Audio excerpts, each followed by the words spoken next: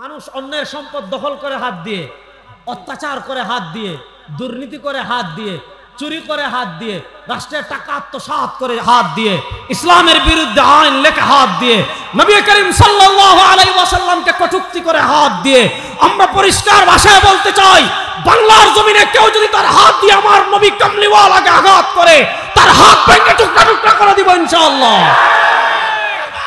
দুনিয়াতে আমরা দুই জিনিসের নাম মানুষ। একটা হলো আমাদের শরীর আছে, আরেকটা আমাদের প্রাণ আছে। মানুষের শরীরে তেমন দুটো পার্ট আছে। একটা পার্ট আমরা দেখি, হাত আমি দেখি, পা আমি দেখি, চোখ আমি দেখি, কান আমি দেখি, জিহ্বা আমি দেখি, পা আমি দেখি। আমাদের যেমন পা আছে, ঠিক তেমনি ভাবে আমাদের শরীরে আরেকটা জিনিস আছে। সহিহ বুখারীর হাদিস আসছে, নবী করিম সাল্লাল্লাহু আলাইহি ওয়াসাল্লাম বলেন, আমার উম্মতেরা শুনো, ইন্নাল হালালা বাইয়িনুন ওয়া ইন্নাল হারামা বাইয়িনুন ওয়া বাইনাহুমা মুতাশাবিহাত ফামান ইত্তাকা শুবহাত ইস্তাবরা লিদীনিহি ওয়া ইরদি ওয়া মান ওয়াকা ফিশ শুবহাতি ওয়াকা ফিল হারামি কাররাই ইয়ারআ হাওলাল হিমা ইউশিকু আন ইয়াকা ফীহি আলা ইন্না লিকুল্লি মালিকিন হিমান ওয়া ইন্না হিমাল্লাহি মাহারিমু আলা ইন্না ফিল জাসাদি লামুদগা ইযা সালুহাত সালুহাল জাসাদু কুল্লু ওয়া ইযা ফাসাদাত ফাসাদাল জাসাদু কুল্লু আলা ওয়া হিয়াল কলব। আমার হাত অসুস্থ হলে আমি হাত বিশেষজ্ঞ, হাড্ডি বিশেষজ্ঞ ডাক্তারের কাছে যাই। আমার চোখে সমস্যা হলে চোখ বিশেষজ্ঞ ডাক্তারের কাছে যাই। আমার যদি তোমার চামড়ায় সমস্যা হয়, আমি চামড়া বিশেষজ্ঞ ডাক্তারের কাছে যাই। আমার হার্টে সমস্যা হলে হার্ট বিশেষজ্ঞ ডাক্তারের কাছে যাই। সরওয়ারে দু আলম সাল্লাল্লাহু আলাইহি ওয়াসাল্লাম বলেন, আমার উম্মতেরা শুনো, ইন্না ফিল জাসাদি লামুদগা, এই তোমার শরীরের যে স্ট্রাকচার রয়েছে, তোমার শরীরের যে অবকাঠামো রয়েছে, তোমার শরীরের যে অবয়ব রয়েছে, আল্লাহ রাব্বুল ইজ্জত ওয়াল জালাল সব মানুষের বাম স্তনের নিচে, সব মানুষের বাম স্তনের নিচে মুদগা, মুদগা মানে একটা গোশতের টুকরা রেখেছেন। এই টুকরার দাম কত? হাবিবে কিবরিয়া সাল্লাল্লাহু আলাইহি ওয়াসাল্লাম বলেন, ইদা সালুহাত, যদি এই গোশতের টুকরা ঠিক হয়ে যায়, এই গোশতের টুকরা যদি ঠিক থাকে, সালুহাল জাসাদু কুল্লু, তোমার পুরো শরীর ঠিক থাকবে। ওয়া ইদা ফাসাদাত, এই গোশতের টুকরায় যদি শিরক ঢুকে যায়, এই শিরকের এই গোশতের টুকরায় যদি বেদাত ঢুকে যায়, এই শিরকের টুকরায় যদি ডেমোক্রেসি ঢুকে যায়, এই শিরকের টুকরায় যদি ধর্মনিরপেক্ষতা ঢুকে যায়, এই শিরকের টুকরায় যদি বাতিল ঢুকে যায়, এই শিরকের টুকরা যদি ইসলাম বিরোধী আইন ঢুকে যায়, এই শিরকের টুকরা যদি কোরআন সুন্নাহ বিরোধী নেতৃত্ব ঢুকে যায়, এই শিরকের এই শরীরের টুকরা যদি কোরআনের বিপরীত বিষয় ঢুকে যায়, হাদিসের বিপরীত বিষয় ঢুকে যায়, ইসলামের বিপরীত বিষয় ঢুকে যায়, সরওয়ার দু আলম সাল্লাল্লাহু আলাইহি ওয়াসাল্লামকে বাদ দিয়ে, কোরআন বাদ দিয়ে, আল্লাহ বাদ দিয়ে, নবীকে বাদ দিয়ে যদি মানুষের বানানো আইন ঢুকে যায়, তোমার দুনিয়াও নষ্ট হয়ে যাবে, আখিরাতও নষ্ট হয়ে যাবে। আমাদের কতভাবে নষ্ট করে ভালো করে বুঝবেন। হাবিবে কিবরিয়া সাল্লাল্লাহু আলাইহি ওয়াসাল্লাম বলেন, ওয়া ইন ফাসাদাত, যদি তোমার বাম স্তনের নিচে আল্লাহ রাব্বুল ইজ্জত ওয়াল জালাল যে গুরুত্বপূর্ণ গোশতের টুকরা রেখেছেন, যেটা ঠিক থাকলে শরীর ঠিক, যেটা নষ্ট হলে পুরো শরীর নষ্ট, সেটা কি? আলা ওয়াহিয়াল কলব। শুনেন মা, এই গোশতের টুকরার নাম হলো কলব। এই গোশতের টুকরার নাম হলো কি? কলব। তাহলে আমার শরীরে একটা হলো জাসাদ, হাত পা, যেগুলোকে আমরা আগা বলি, যেগুলোকে আমরা অঙ্গ বলি। আমার হাত আমি দেখি, আমার পা আমি দেখি, আমার চোখ আমি দেখি, আমার জিহ্বা আমি দেখি, আমার চুল আমি দেখি, আমার হাঁটু আমি দেখি, আমার কাঁধ আমি দেখি, আমার রূহ আমি দেখি। কে কে দেখছেন দেখে হাত তুলেন তো? কে কে দেখেন নাই দেখে হাত তুলেন তো? তাহলে যে জিনিসটা আমি দেখি না, ওই জিনিস অসুস্থ হয় কি হয় না? এবার বুঝেন, ইসলামের শরীয়তের বিধানাবলী দুই প্রকারের। আমি খুব সহজ করে মূল জিনিসটা বুঝাচ্ছি। হাতের সাথে কিছু বিধানাবলী সম্পৃক্ত আছে। এই লা তাকুলু আমওয়ালাকুম বাইনাকুম বিল বাতিল, মানুষ অন্যের সম্পদ দখল করে হাত দিয়ে, অত্যাচার করে হাত দিয়ে, দুর্নীতি করে হাত দিয়ে, চুরি করে হাত দিয়ে, রাষ্ট্রের টাকা আত্মসাৎ করে হাত দিয়ে, ইসলামের বিরুদ্ধে আইন লেখে হাত দিয়ে, নবী করিম সাল্লাল্লাহু আলাইহি ওয়াসাল্লামকে কটূক্তি করে হাত দিয়ে, আমরা পরিষ্কার ভাষায় বলতে চাই, বাংলার জমিনে কেউ যদি তার হাত দিয়ে আমার নবী কামলিওয়ালাকে আঘাত করে, তার হাত ভেঙে টুকরা টুকরা করে দিব ইনশাআল্লাহ।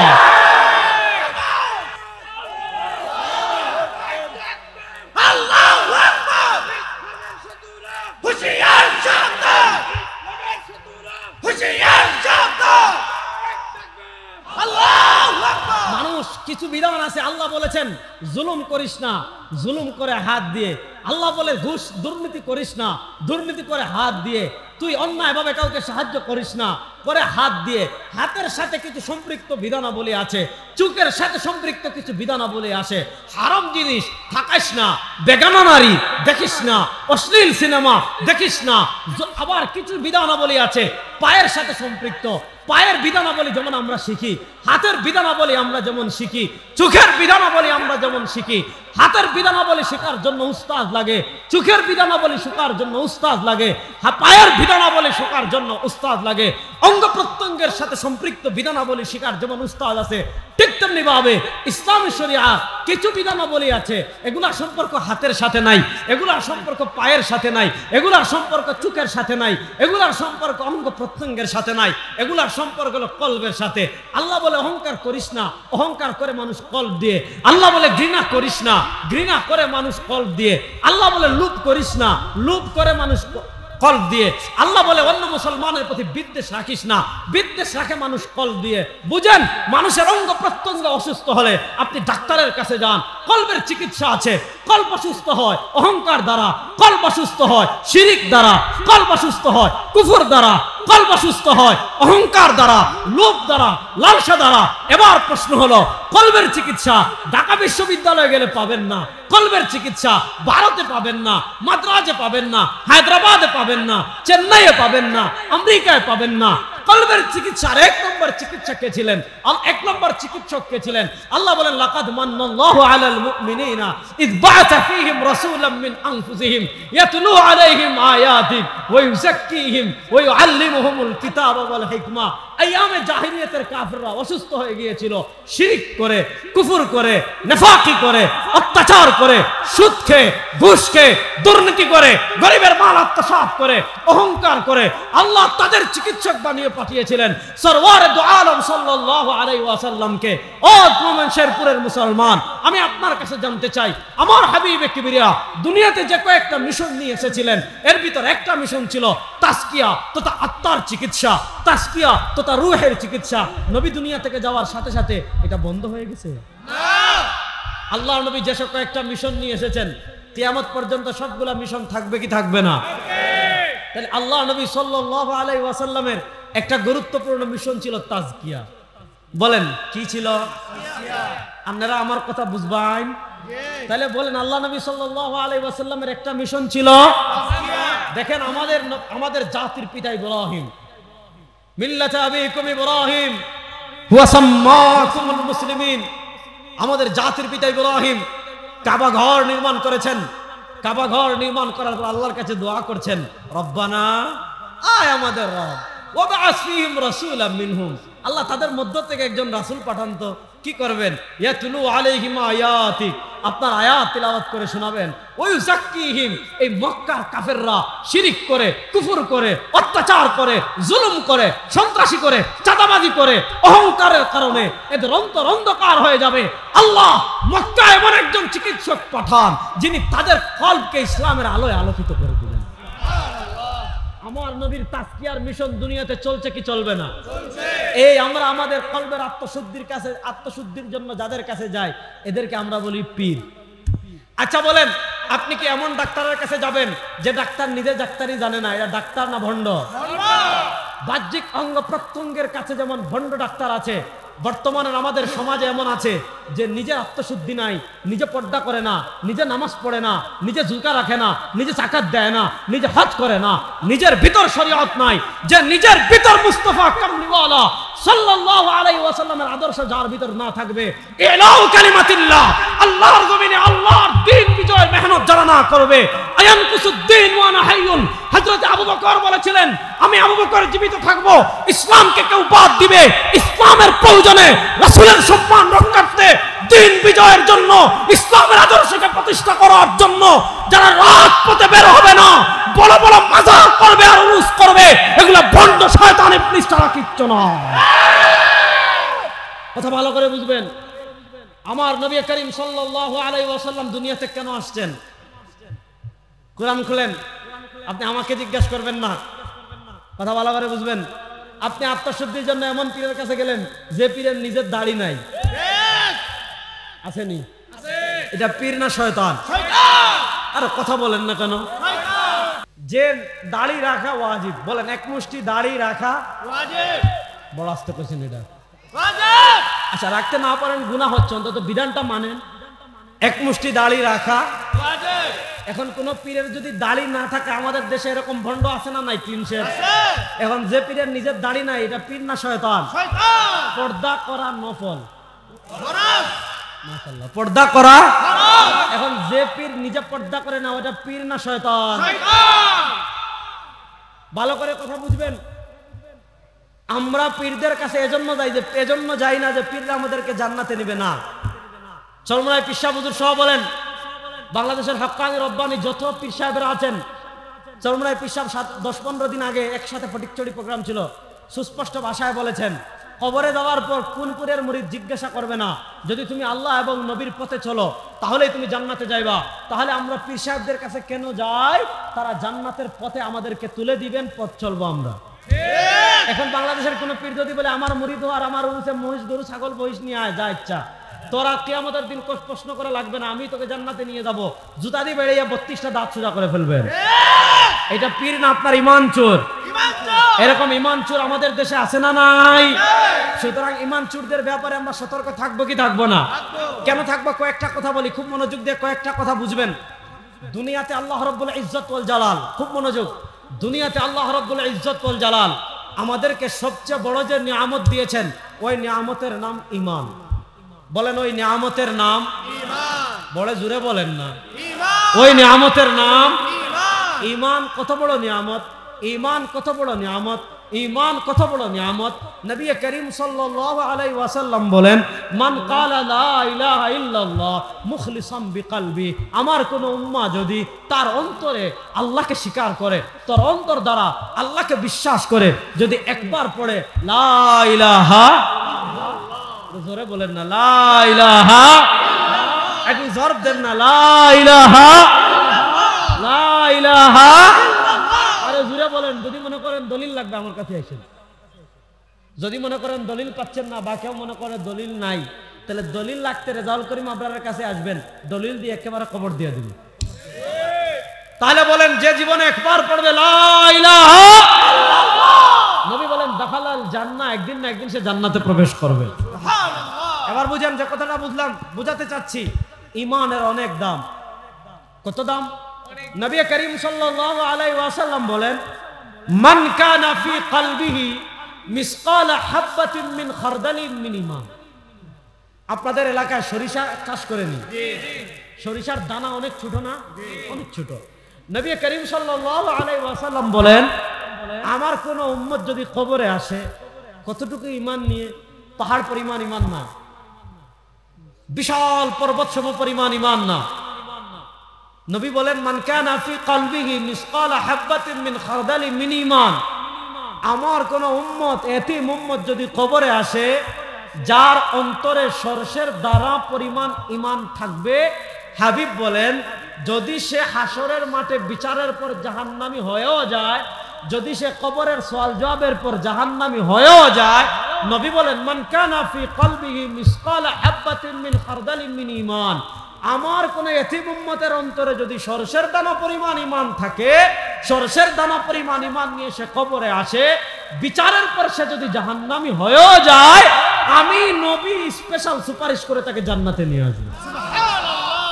নবী করিম সাল্লাল্লাহু আলাইহি ওয়াসাল্লামের সুপারিশ লাভ করে আমরা জান্নাতে যেতে চাই কি চাই না?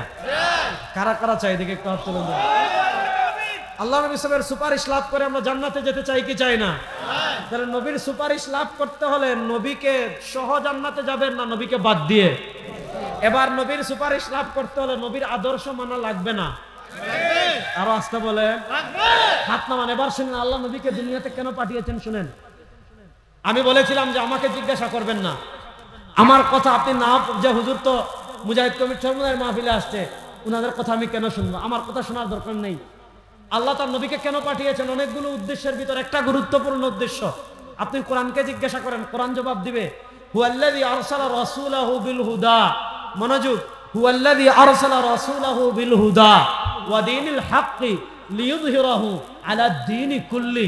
আল্লাহ বলেন ওয়ালাউ কারিহাল কাফিরুন, কোথাও আছে ওয়ালাউ কারিহাল মুশরিকুন, কাফেররা চায় দুনিয়াতে কুফর প্রতিষ্ঠা করতে, মুশরিক যারা তারা চায় শিরিক প্রতিষ্ঠা করতে, হিন্দুবাদীরা চায় হিন্দুত্ববাদ প্রতিষ্ঠা করতে, ইহুদিরা চায় ইহুদিবাদ প্রতিষ্ঠা করতে, খ্রিস্টানরা চায় খ্রিস্টবাদ প্রতিষ্ঠা করতে, বৌদ্ধরা চায় গৌতম বুদ্ধের আদর্শ প্রতিষ্ঠা করতে। আল্লাহ বলেন আমি আমার হাবিবকে কেন দুনিয়াতে পাঠিয়েছি? হুয়াল্লাযী আরসালা রাসূলাহু, তিনি আল্লাহ যিনি তার রাসূলকে দুনিয়াতে পাঠিয়েছেন, বিল হুদা, রাস্তা দিয়ে, কোরআন দিয়ে, ওয়াদিনিল হাক্কি, আর একটা সত্য ধর্ম ইসলাম দিয়ে পাঠিয়েছেন। সত্য ধর্ম ইসলাম দিয়ে কেন পাঠিয়েছেন? লিইয়ুযহিরাহু আলা দ্বীনি কুল্লি। শুনেন, আবু জাহেলের মতবাদের উপর বিজয় থাকবে ইসলাম, সেকুলারিজমের উপর বিজয় থাকবে ইসলাম, হিন্দুত্ববাদের উপর বিজয় থাকবে ইসলাম, ইহুদিবাদের উপর বিজয় থাকবে ইসলাম, খ্রিস্টবাদের উপর বিজয় থাকবে ইসলাম। আল্লাহ তার রাসূলকে কেন দুনিয়াতে পাঠিয়েছেন? আল্লাহ বলেন আমি আমার হাবিবকে ইসলাম দিয়ে পাঠিয়েছি, লিইয়ুযহিরাহু আলা দ্বীনি কুল্লি, মানুষের বানানো তন্ত্র মন্ত্রকে পায়ের তলায় পিষ্ট করে পৃথিবীতে বিজয়ী শক্তি হবে একমাত্র ইসলাম। পৃথিবীতে বিজয়ী শক্তি হবে একমাত্র ইসলাম। কথা পয়েন্ট, এবার পয়েন্টে আসতেছি, বুঝেন। যে মাস চলতেছে এই মাসের নাম মুহররম। আপনি বলবেন যে হুজুর বাংলাদেশে আমরা ইসলাম বিজয় কেমনে করব? আমরা তো সংখ্যায় কম, আমাদের কিচ্ছু নেই, টাকা নেই, পয়সা নেই, বাহ্যিক কিছুই নাই, হুজুর আমরা বিজয় হব কেমনে? আমি বলি মুহররম মাস আমাদেরকে শিক্ষা দেয়, যারা ইসলামের জন্য নিবেদিত প্রাণ হবে পৃথিবীর কোন পরাশক্তি তাদের পরাজিত করতে পারবে না। কেমনে? মুহররম মাসের 10 তারিখ আপনারা আশুরার ঘটনা সব জানেন। আমি লম্বা ঘটনা বলবো না, আমার প্রেক্ষাপটের সাথে একটু মিলিয়ে রেজাল্টটা দিচ্ছি। মুসা আলাইহিস সালাতু ওয়াস সালাম বনি ইসরাইলকে নিয়ে, মনোযোগ, মুসা আলাইহিস সালাম বনি ইসরাইলকে নিয়ে বাহরে কুলজুমের পাশে দাঁড়িয়েছেন, হিজরত করে বাহরে কুলজুমের পাড়ে এসেছেন। অনেকে বলে নীল নদ, এটা ভুল। বাহরে কুলজুম মানে লোহিত সাগর। মুসা আলাইহিস সালাম বনি ইসরাইলকে নিয়ে চুপি চুপি চুপি চুপি চুপি চুপি হিজরত করে, ওনাকে বের করে দেন, চুপি চুপি চুপি চুপি চুপি চুপি হিজরত করে লোহিত সাগরের পাড়ে এসে দাঁড়িয়েছেন। এদিকে গোয়েন্দা মারফত ফেরাউন যখন খবর পেয়েছে, আমি সংক্ষেপে বলছি, ফেরাউন বিশাল সৈন্যবাহিনী নিয়ে পিছনে পিছনে পিছনে পিছনে আসছে। এবার বনি ইসরাইল দেখে কি হবে রে, একদিকে সামনে সমুদ্র। আচ্ছা আপনারা বলেন সাঁতার কেটে সমুদ্র পাড়ি দেওয়া সম্ভব? একদিকে ফেরাউন, যদি সমুদ্রে নামে ডুবে মরবেন, কারণ সাঁতার কেটে সমুদ্র পাড়ি দেওয়া যাবে না। আর যদি সমুদ্রে না নামে পিছনে ফেরাউনের বাহিনী আসতেছে, এরা পিষ্ট করে ফেলবে। তারা মুসা আলাইহিস সালামকে বলে ইন্না লামুগরাকুন, মুসা কেন আমাদেরকে ঘর থেকে বের করলা? কেন তুমি আমাদেরকে হিজরত করতে বের করলা? ইন্না লামুগরাকুন, আজকে তো আমরা ডুবে যাব, আজকে তো আমরা মরে যাব। দেখেন ফেরাউনের বনি ইসরাইলের ঈমান ছিল দুর্বল, তারা বলে ইন্না লামুগরাকুন, আমরা ডুবে যাব, আমরা মরে যাব। আর মুসা বলেন কাল্লা, সুবহানাল্লাহ বলেন কাল্লা। মুসা বলেন না, আমরা ডুবতে পারি না, আমরা মরতে পারি না। আজকে আমরা ডুবার জন্য আসি নাই, আজকে আমরা মরার জন্য আসি নাই।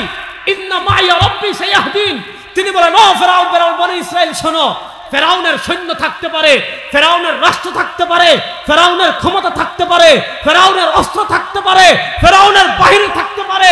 শুনো, ইন্না মাইয়া রাব্বি, আরে তোমরা হতাশ হয়ো না, আমাদের সাথে একজন আছেন।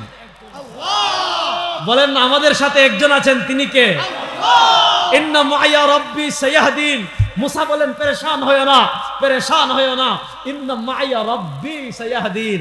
আমার সাথে তো অস্ত্র নাই, সৈন্য নাই, রাষ্ট্র নাই, ক্ষমতা নাই, আমার রব আছেন, আমার রব আমাকে পথ দেখাবেন।